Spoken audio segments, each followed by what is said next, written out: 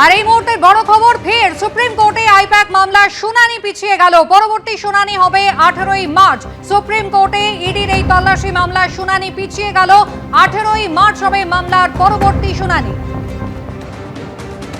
8ই জানুয়ারির এই ঘটনা। 9ই জানুয়ারি কলকাতা হাইকোর্টে দুপক্ষই মামলা দায়ের করেছিল, যদিও বিচারপতি শুভ্রা ঘোষের এজলাসে সেদিন কিন্তু অশান্তি এবং সেই দিন মামলার শুনানি হয়নি। এরপরে কিন্তু জল গড়িয়েছে সর্বোচ্চ আদালত পর্যন্ত, আপনারা জানেন। সুপ্রিম কোর্টে আইপ্যাক মামলার শুনানি পিছিয়ে গেল। 18ই মার্চ পরবর্তী শুনানি। বিজেন্দ্র সিংহ সরাসরি আমাদের সঙ্গে। বিজেন্দ্র,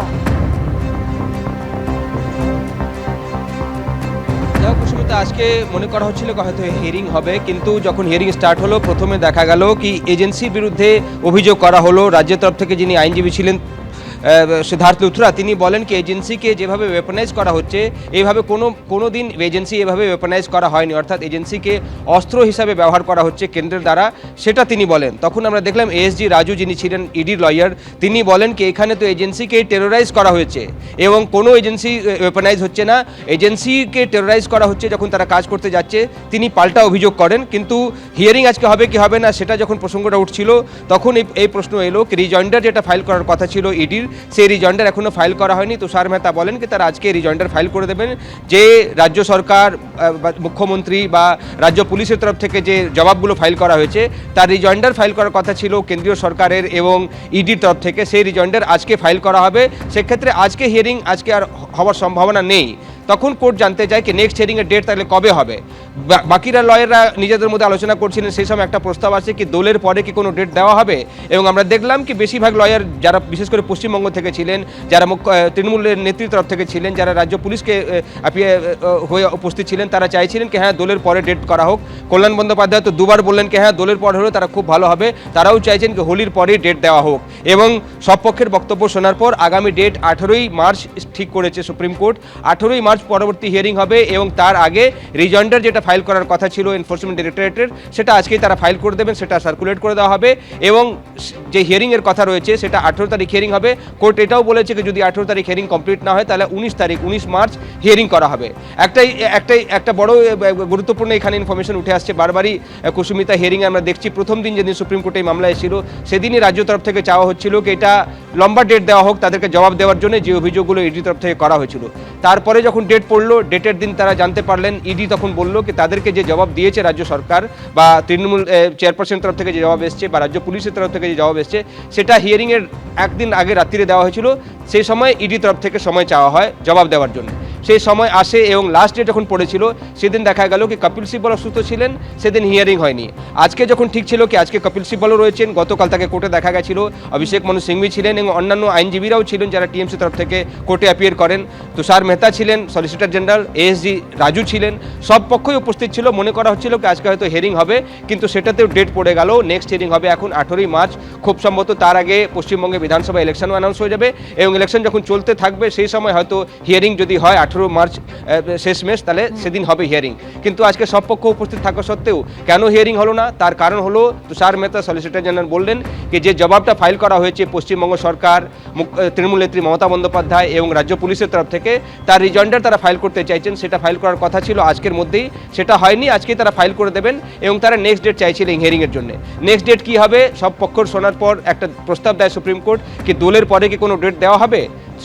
বেশিরভাগ রাজ্যের তরফ থেকে যারা ছিলেন, যারা তৃণমূল নীতির তরফ থেকে যারা ছিলেন, তারা বললেন কি হ্যাঁ দোলের পর ডেট পড়লে খুব ভালো হবে। কল্যাণ বন্দ্যোপাধ্যায়কে আমরা দুবার শুনলেন কি হ্যাঁ দোলের পর তারা খুবই কমফোর্টেবল, দোলের পরে ডেট দেওয়া হোক। এবং 18 তারিখ যখন হলো তারা চাইছিলেন কি 18 হোক বা 21 হোক বা 19 তারিখে ডেট দেওয়া হোক। শেষমেশ সুপ্রিম কোর্ট অর্ডার দিয়েছে আজকে কি নেক্সট হিয়ারিং হবে আগামী 18ই মার্চ। একেবারে বিজেন্দ্র, তুমি আমাদের সঙ্গে থাকো, আমি কথা বলবো। আমাদের অপর প্রতিনিধি সৌভিক মজুমদার রয়েছেন আমাদের সঙ্গে। সৌভিক, সুপ্রিম কোর্টে আজকে ইডি কি জবাব দেয়? মমতা বন্দ্যোপাধ্যায় 3রা ফেব্রুয়ারি যে হলফনামা দিয়েছিলেন তার পাল্টা ইডির পক্ষ থেকে আজ কি বলা হয় তারই অপেক্ষায় সকলে ছিলেন। আজকে ঠিক কি হলো সুপ্রিম কোর্টে? মামলার দিন পিছিয়ে গেল 18ই মার্চ পর্যন্ত। দেখো, একদমই ইডির তরফে কি জবাব দেওয়া হবে সেই দিকে প্রত্যেকের চোখ ছিল। অর্থাৎ যেমন ইডি তার প্রাথমিকভাবে যে মামলা করেছিল সেখানে তাদের যা অভিযোগ ছিল সেই অভিযোগের প্রেক্ষিতে এ রাজ্যের মুখ্যমন্ত্রী মাননীয় মমতা বন্দ্যোপাধ্যায় তিনি তার বক্তব্য পেশ করেছিলেন এবং সেই বক্তব্যের প্রেক্ষিতে ইডির পাল্টা কি বক্তব্য রয়েছে সেইটা জানবার দিকে সকলে অধীর আগ্রহে অপেক্ষা করছিলেন। কিন্তু আজকে ইডির তরফ থেকে যেটা বলা হলো যে তাদের এই যে পাল্টা হলফনামা সেটা যদিও প্রস্তুত করা হয়ে গিয়েছে, কিন্তু তারা এখনো পর্যন্ত সেই হলফনামা সুপ্রিম কোর্টের যে ডিপার্টমেন্ট রয়েছে সেখানে তারা ফাইল করেননি, অর্থাৎ আনুষ্ঠানিকভাবে অফিসিয়ালি সেটা এখনো পর্যন্ত দাখিল হয়নি সুপ্রিম কোর্টের যে রেকর্ড রয়েছে সেই রেকর্ড অনুযায়ী। ফলে ইডির তরফ থেকে এখনো পর্যন্ত যে বক্তব্য রয়েছে সেইটা অফিসিয়ালি সেইটা এখনো পর্যন্ত ঘোষণা করা হয়নি যে তারা মাননীয় মুখ্যমন্ত্রী মমতা বন্দ্যোপাধ্যায়ের বক্তব্যের বিরোধিতায় তারা কি বলছেন, অর্থাৎ যেখানে মাননীয় মুখ্যমন্ত্রী তিনি বলেছিলেন যে এই যে ফাইল চুরি করা বা ফাইল ডাকাতির যে অভিযোগ তিনি এনেছিল সেই অভিযোগের সমস্তটা তিনি অস্বীকার করছেন।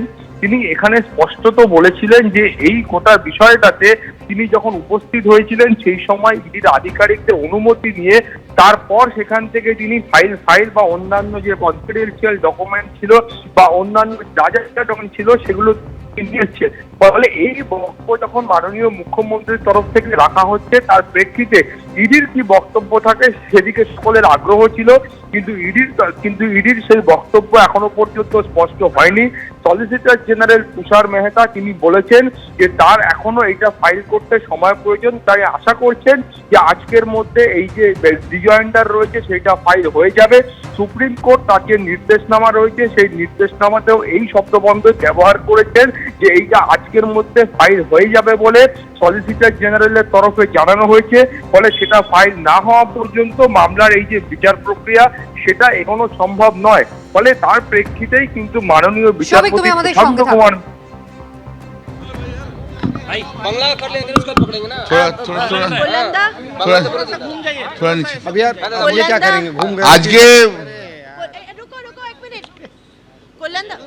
আজকে আজকে যে এনফোর্সমেন্ট ডিরেক্টরেট যে এসএলপিটা করেছিল স্টেট গভর্নমেন্ট এবং মমতা ব্যানার্জির এগেনস্টে, তাতে সলিসিটর জেনারেল তুষার মেহতা তিনি টাইম নিলেন আজকে, ওনারা রিজয়েন্ডার ফাইল করবে বলে, তো সেই জন্য রিজয়েন্ডার ফাইল করতে বলেছে।